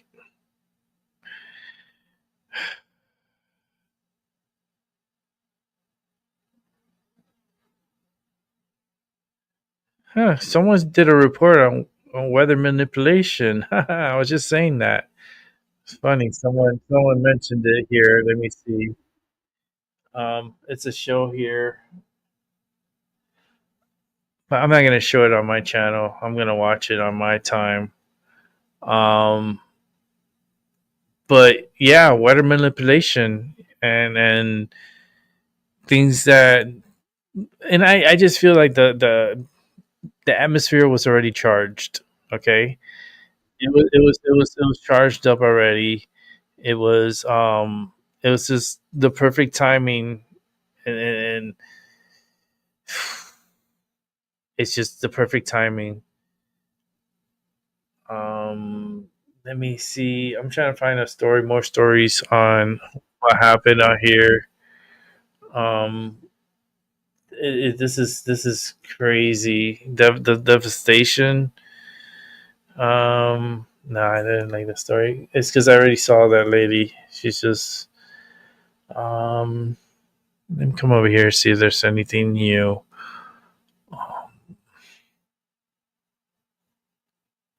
And I'm gonna wrap it up in actually 10 minutes, 11 minutes, because I gotta get going. I'm gonna eat some dinner.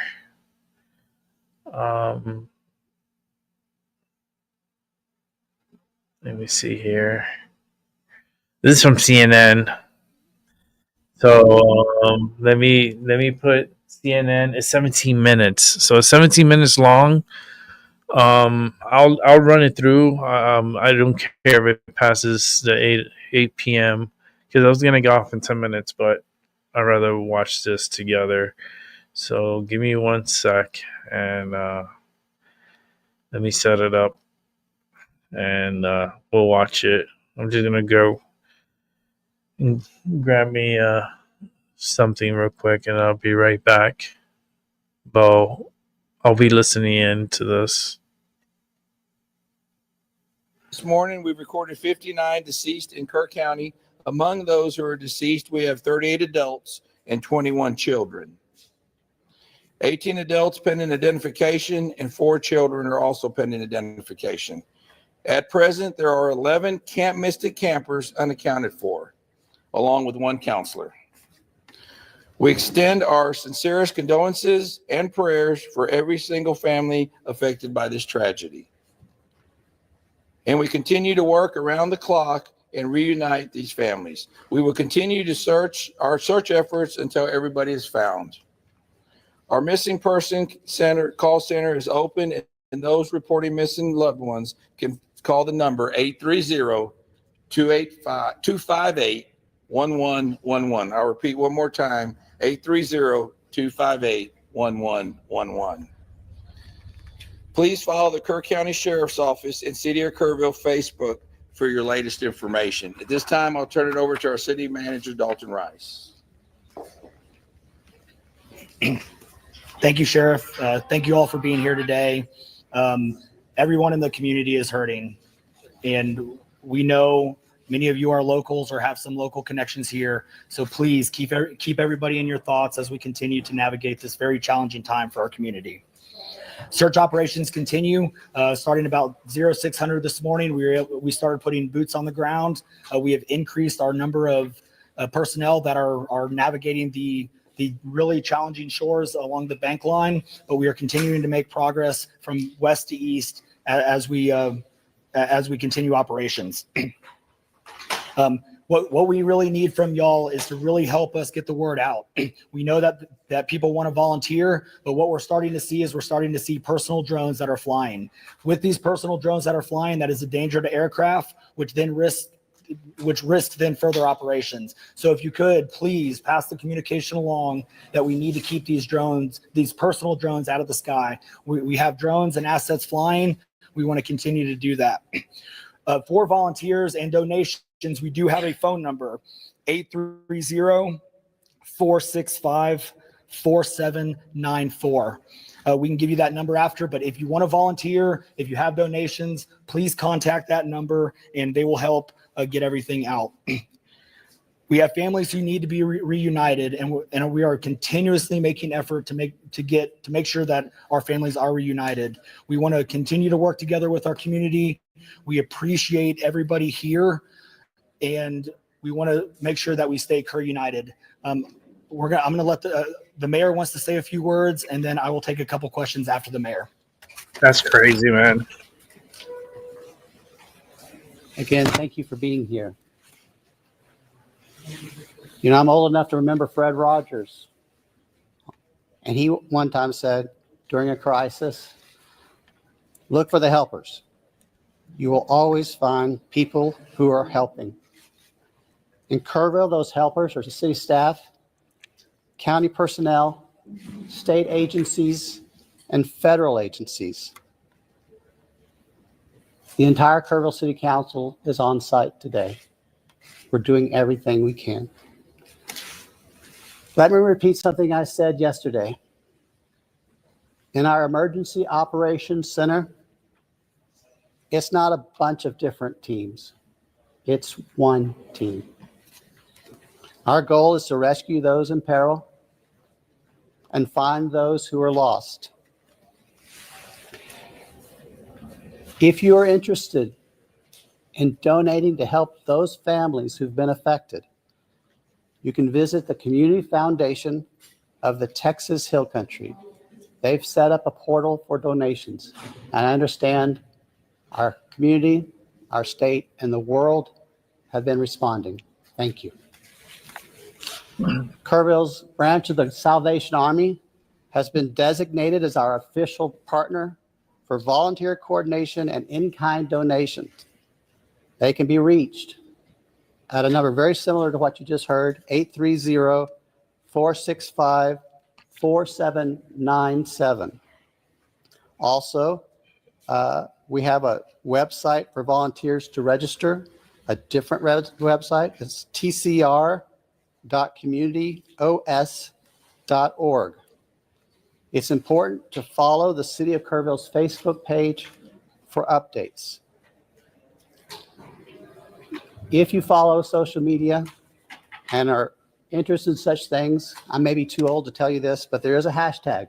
It's hashtag KerrUnited. That's what we are. We're united to help those who are grieving and to find those who are lost. And now we'll open up to questions. I cannot answer operational questions, but I'm going to ask the city manager to come back up. I'm not sure who can answer this, but we just talked with business owners who are very concerned, not only for themselves, but also for employees, about how are they going to pay their mortgage, how are they going to pay their electricity. They've been having people reach out to them about their bills, and they're terrified that in the middle of all this, they're going to get cut off or evicted. We are working through everything right now. Currently our biggest focus is to making sure that we get families reunited with their loved ones. And so we are not going to stop until we are able to get those families reunited. Mr. Rice, question for both you and the sheriff. There appears to be a massive operation now in Center Point. Is that where we're seeing bodies recovered at this moment? We are seeing bodies recovered all over, up and down. So as we make our way east to west, we have the entire pretty much span of operations. We broke down bodies. They're finding bodies everywhere. We can recover those bodies. So yes, it is a full operation. One more question. Yeah, well, one of the questions that still hasn't been answered 3 days into this is, despite TEM's warning on July 2nd and July 3rd that something like this could have happened, that the threat existed, why that information didn't get down to the camps and why they weren't evacuated. Can you answer that now? That is a great question, but again, we want to make sure that we continue to focus. We still have 11 missing children that we want to get reunited with our families. Until we can get reunited with our families, we are not going to stop. We are not going to stop until we do. So thank you. Follow-up question, sir. Was any emergency alert given out on the 4th, that morning of? Did anyone get any alert? We have been listening to officials here in Kerr County, Texas. We just heard there from the sheriff, the mayor, and the city manager. Wow. Clearly the news that no one wanted to receive. The death toll, as was anticipated, rising here in Central Texas as a result of historic floods. We just learned from earlier today. The number's way higher. Larry Latha, it's like 80 plus right now. Dead, and there's a lot missing. Have now been confirmed killed just here in Kerr County, along with 38 adults. That brings the death toll just in Kerr County alone to 59. 59 people, and across just the state that of county Texas, alone, the 59. It's closer to at least Just 67, that county. given a number of deaths. You're not talking in about the neighboring other counties. The sheriff there also this is gonna be in revealing the hundreds. that a dozen plus Hundreds adults and hundreds of people that dead. they've recovered, cadavers that they've recovered remain unidentified, as well as some 4 children. They are hoping to get them identified to allow their loved ones to learn of what happened. We've also heard from the sheriff that here at Camp Mystic, 11 campers at this all-girls camp remain missing. They are young children, some as young as 9 to 10 years old. We also understand that one counselor is unaccounted for. So a dozen people from Camp Mystic still unaccounted for. You know, I'm going to send my niece to camp. Devastating like update that. there The from Girl officials Scouts, here in Kerr stuff. County. 59 people. And that death toll, again, is expected to rise. Notably, as they were speaking, we could hear thunder here behind us, and it has started pouring again. Slower now than it was earlier this morning, but we are anticipating more rain. And that, of course, makes things more difficult for rescue crews. We understand that something like 400 first responders are now on the scene, along with dozens of boats, canines, and air support as well.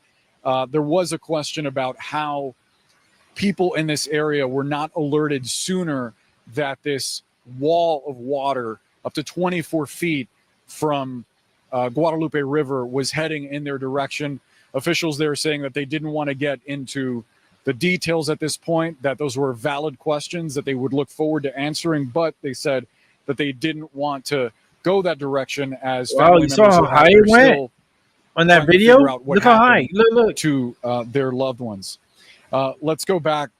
Let's go ahead and go back to Jason Pack. He's a former FEMA External Affairs Officer, retired FBI supervisory agent. Jason, wondering what you made of the comments that you heard there. Well, it's definitely tough news to hear, but from a crisis communication standpoint, they're out there trying to give you the latest that they know. We talked earlier, Boris, about those grid searches they were doing. They confirmed they were doing those in the whole swath of the Guadalupe, not just in Kerr County, but all the way down the length of where the flooding happened. So you have that piece of information. Another interesting piece of information and things that sometimes happen in these disasters is people want to call in help. And so they've gotten ahead of that. They've set up this volunteer donation coordination. It sounds like that the Salvation Army is in Texas there is the coordinating arm of that. That's going to do a couple things. You've got people calling looking for missing people into the police department there, but you also have people calling in wants to help. And so that ties up those emergency lines and delays, could delay first responder help. So good on them for getting the voluntary and the donations off to a voluntary agency able to coordinate. That allows them to focus on the task at hand, and that's finding these 11 missing children and the one counselor from Camp Mystic. And as you mentioned, in other parts of the state, other victims who have died. As we knew yesterday, Governor Abbott listed some 18 to 20 counties, I think, in that state declaration that he submitted to FEMA to the president for an expedited declaration. 18 to So 20 we'll hear more about that counties. today. And just one county has 59 Jason, deaths. thank you so much for giving us your thoughts on this. I'm telling you, we're continuing I to won't track be the breaking surprised if they news go from here even in higher. Hunt, Texas, in Kerr County, where officials have just given 500, us an update 600 on people? the number of fatalities as a result of historic flooding 100, that maybe hit the 1,000? area some 48 hours ago.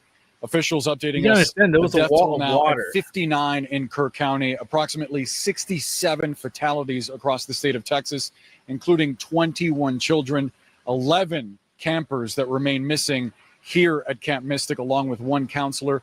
The effort to find them is underway right now. I want to go to Jeff Zeleny, who is tracking all of this from the nation's capital for us. And Jeff, there have been a lot of questions about how the Trump administration's view of emergency response would wind up guiding what we would see here, given that the president has specifically said that he wants to do away with FEMA. And if there isn't a federally guided response to disasters like this, it's unclear exactly what a local response would look like. They can Right replace now, FEMA obviously, the with something priority else. is finding any signs FEMA of life. is a piece of shit. Nevertheless, there are a lot of questions about the resources that are going to be available to these communities to help in that process. Of course, there are many questions, and the Trump administration is just beginning to answer those. As the local officials there were updating us on the latest death toll, the president posted on Truth Social that he has so they just declared already. signed So that federal declaration, disaster declared been signed by Trump. declaration. I'll read just a part of it. He said, "I just signed a major disaster declaration for Kerr County, Texas, to ensure our brave first responders immediately have the resources they need." He goes on to say these families are enduring an unimaginable tragedy with many lives lost, many still missing. But Boris, you are right. The central questions here that the Trump administration is going to see in real time, the plans that he's been talking about for several months, and that is effectively eliminating the FEMA program and giving some of the funding to states to handle this locally. That is adding one more thing, if you will, onto their plate. The big bill that was passed this week that is now signed into a law is already handing some Medicaid provisions, some food assistance programs onto the states. So this is one more thing in terms of emergency disaster relief. And central questions also are facing the administration from many other disaster areas. There was a disaster a few months ago in Arkansas that initially was not granted a federal funding. Then it was some questions in Missouri. Wow, look how high the wire went. So many You saw local it in the officials video? have been wondering how the Trump administration is going Look how to high respond. that And in water this case, went. the president almost immediately signing that to disaster Oh my declaration, God. which really There's unlocks so many people federal dead. funds. So we Yeah. are certainly going to see in the coming hours in days. And this The is just in administration one will respond to area. this. The Homeland Security Secretary Kristi Noem is on the ground That there wall of in water Texas. We went will down see the if the whole river. president decides to take a trip. At this moment, he is spending his holiday weekend at his golf resort in Bedminster, New Jersey. But I'm told he's keeping an eye on these developments. But again, now with that the disaster declaration in, there are questions after the recovery and the search and rescue mission ends. Many questions for this administration. There's no question, Boris. Yeah, certainly breaking with the last 40 years or so of emergency management, at least from a federal perspective. Jeff Zeleny, thank you so much. I want to bring in meteorologist Tyler Malden. Tyler, we were speaking this morning about the forecast and how there is rain coming to this area. We've seen it in bands coming. We also heard significant thunder strikes as well. Talk to us about where things stand right now in the forecast. Is there still a risk at this hour for these crews that are frantically trying to find any sign of life? We still have the risk for additional showers and thunderstorms in the area, Boris. We have a flood watch in effect for the area until early afternoon.